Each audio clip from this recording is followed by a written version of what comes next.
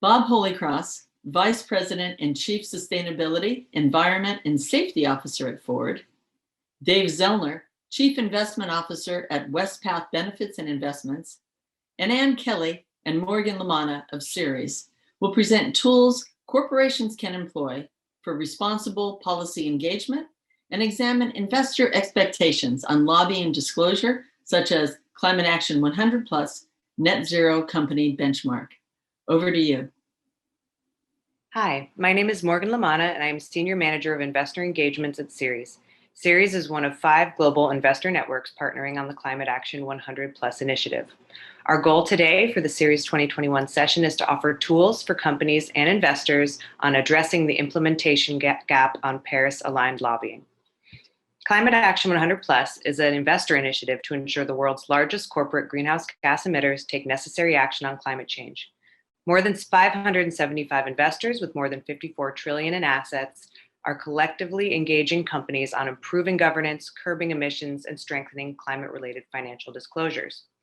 Companies will need ambitious and robust regulatory frameworks in order to decarbonize on a stable path to protect the environment, economy, and their employees. With the United States now rejoining the Paris Agreement, there is a critical window of opportunity for corporate America to have a constructive voice in a policy that will help us avoid a climate emergency. This week, Climate Action 100+ released its Net Zero Company Benchmark, and company assessments reveal that while half of the companies assessed have set net zero emissions by 2050 targets, no company has fully disclosed how it will deliver on those promises at the breadth and scale necessary to stabilize the climate and achieve the goal of the Paris Agreement to limit global temperature rise to no more than 1.5 degrees. And very few companies are disclosing how their lobbying is consistent with meeting those targets. These are the 10 indicators of the Climate Action Net Zero Company Benchmark. Transitions Pathways Initiative and FTSE Russell conduct company research and data analysis for each of these. Indicators 1 through 4 are related to greenhouse gas reduction commitments and targets that the company has made. Indicators 5 and 6 are on decarbonization strategy and capital allocation alignment. These are related to the necessary action companies must take to reach those targets. Indicator 7 is related to climate policy, engagement, and lobbying, which we'll go into in more depth. And Indicator 8 is on climate governance at the board and executive level, including how executive compensation has been designed to deliver on greenhouse gas reduction targets. Both Indicators 7 and 8 demonstrate that companies are taking action to align their targets with their business strategies and working with the board to do that. Finally, Indicator 10 is specifically related to TCFD disclosures. Here is more detail on Indicator 7, which was developed based on investor expectations on company climate lobbying set out by over 200 investors over the past 2 years, asking companies about how they're governing, disclosing, and engaging positively with policymakers on climate. There are 3 sub-indicators. You'll see that on direct lobbying, only 5 companies have committed to align their own lobbying with the Paris Agreement. This Indicator 7.2 is on indirect lobbying.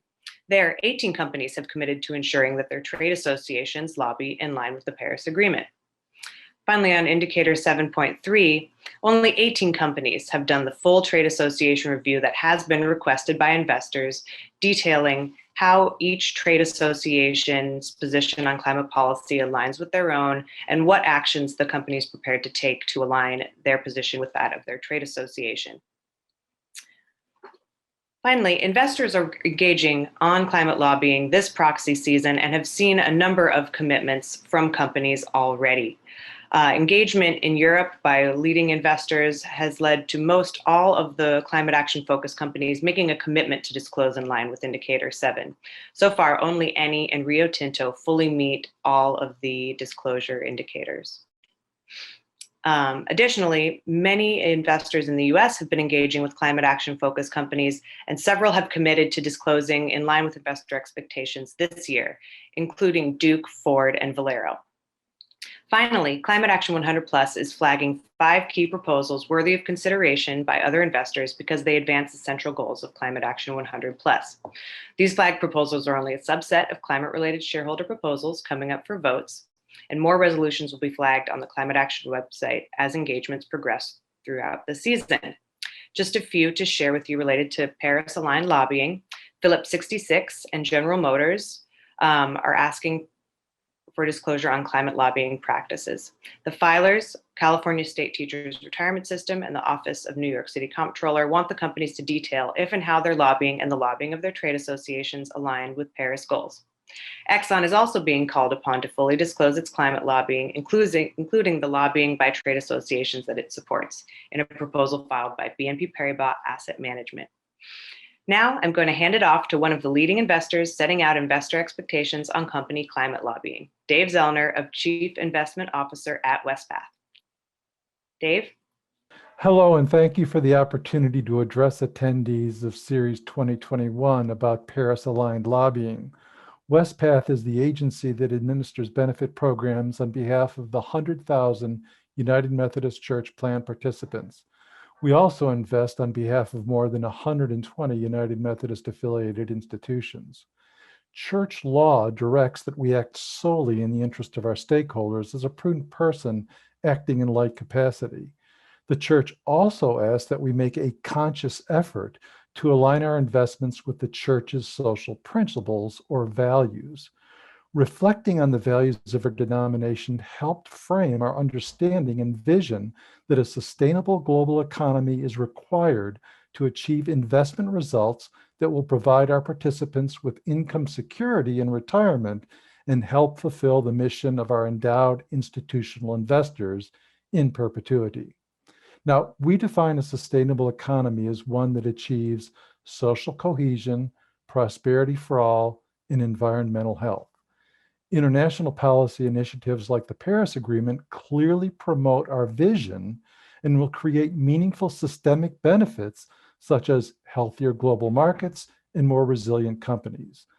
Achieving these goals require a supportive public policy environment, be it Paris-aligned policies, domestic regulatory changes, or further international coalition building. While the companies with which we engage tell us they support change, they are often reluctant to implement sustainability-related changes that exceed the standards set by existing regulation. They tell us the cost of doing so may result in near-term competitive disadvantage. Hence, we believe supporting public policy changes that level the playing field by seeking to promote more universal sustainability standards in reporting will generate market-wide long-term support for a sustainable economy. While we are encouraged to see some companies say they support public policies for a low-carbon transition, we still see a disconnect between what they publicly state regarding the need for fair public policy and their continuing funding of corporate lobbying efforts aggressively opposing essential public policy changes. Our vision for a sustainable economy, as well as the ESG best practices accepted by our peers, leave little room for lobbying that preserves near-term profit maximization and sacrifices long-term sustainable company profitability. As asset owners, we expect greater transparency from companies regarding their rationale supporting climate-related lobbying activities. Transparency and disclosure of climate-related lobbying activities are important first steps. We want to know if the lobbying activities of the companies in which we invest align with the company's statements supporting climate policy. Absent such disclosures, investors may be unable to assess the extent to which a company is seriously considering the risks associated with failure to achieve Paris alignment. Asset owners must critically examine how they appraise their external asset managers' ESG integration efforts, including how asset managers consider climate lobbying practices in security selection. We must change our expectations of our asset managers and pivot away from a focus on short-term benchmark comparative performance. Doing so results in asset managers resulting companies that produce positive short-term results. Because of this counterproductive cycle, companies prioritize near-term profit maximization instead of sustainable policies with longer-term value creation. Lobbying against public policy that may jeopardize near-term performance is one of the tools employed here. If we want real change, if we want companies to adopt sustainable long-term business practices and avoid the market's continuous focus on near-term profit maximization, we must critically evaluate our expectations of asset managers. Only then will asset managers adjust their expectations of companies. I am optimistic that ongoing conversations about climate lobbying disclosure will be the spark needed to ignite real behavior change by investors and subsequently the broader corporate community. Thank you again for this opportunity to discuss our view on climate-aligned lobbying.